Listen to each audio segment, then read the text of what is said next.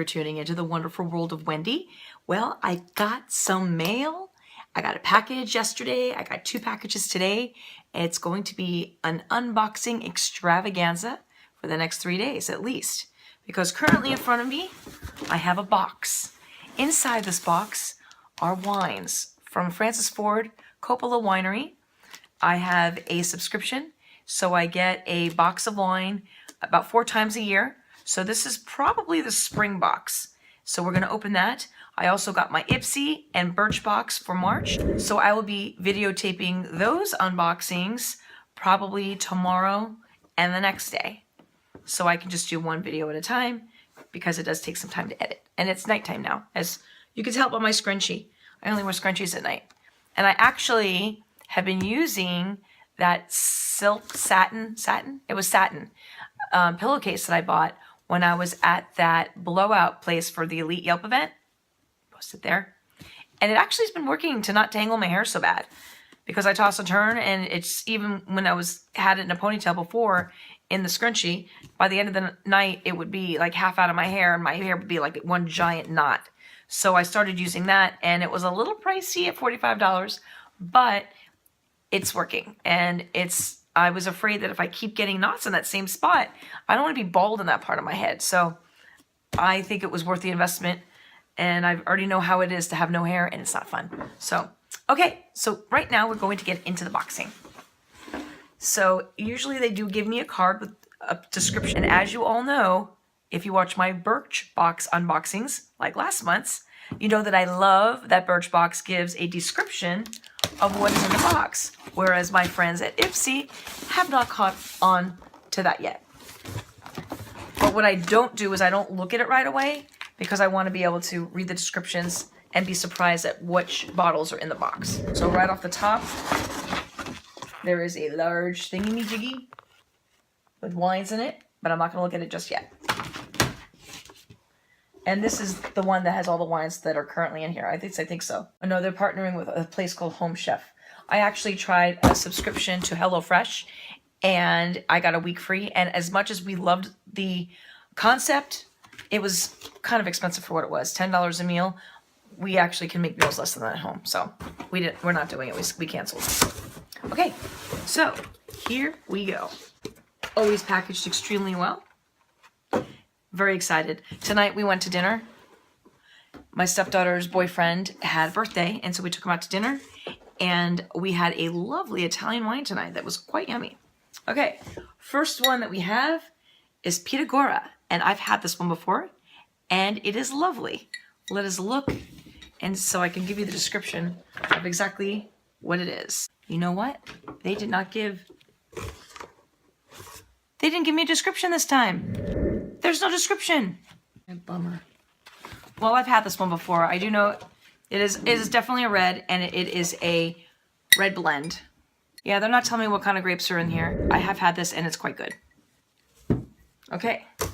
Next up in the box is the Director's Cut Sauvignon Blanc.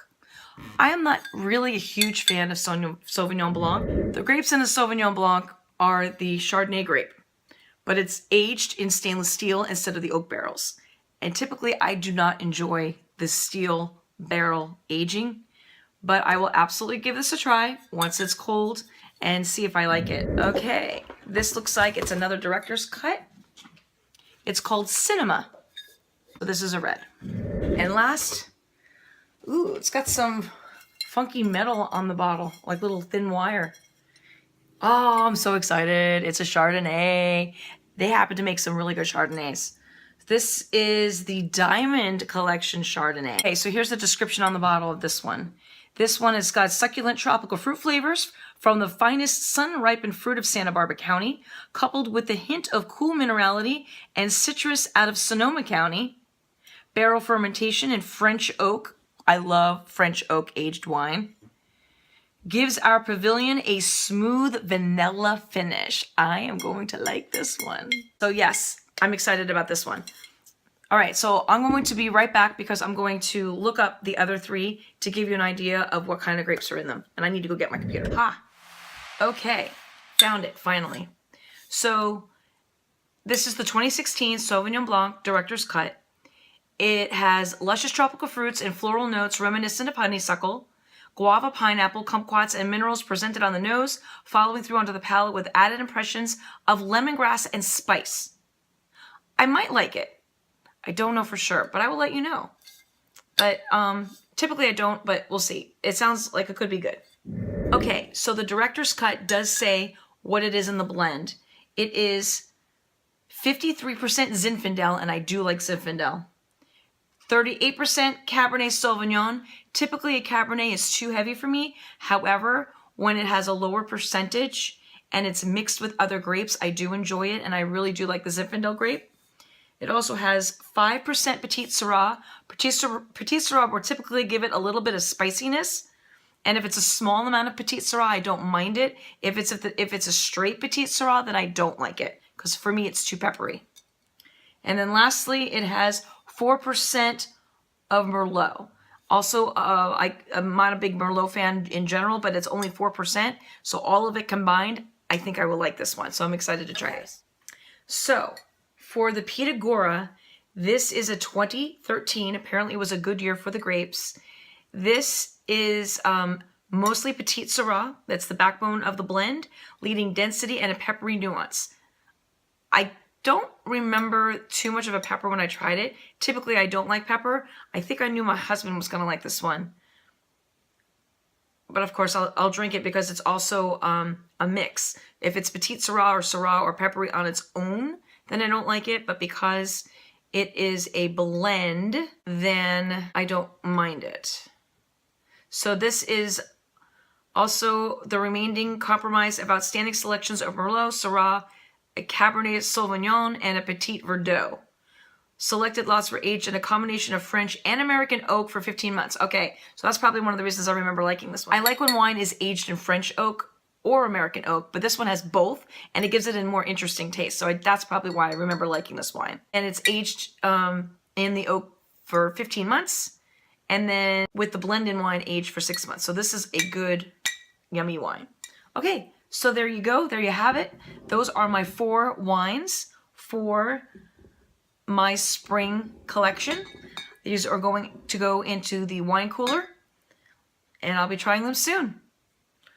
If there's any wines that you like or that you want recommendations on, just let me know. I have been learning a lot about wines because I do wine tastings almost every Friday night, and I've been learning a lot about wines, especially lately, the Syrahs, the Petite Syrahs, the blends, how the blends work. I've been working on, tomorrow night I'm actually doing one on a Tempranillo. So I've been learning a lot about different grapes and different wines and the regions and stuff like that. So thanks for tuning into the wonderful world of Wendy. Don't forget to subscribe below by hitting that button. If you hit the bell button, you'll get notifications when I post, which is typically about 2 to 3 times a week. And don't forget to hit that like button. Thanks so much, and I'll see you next time. Bye.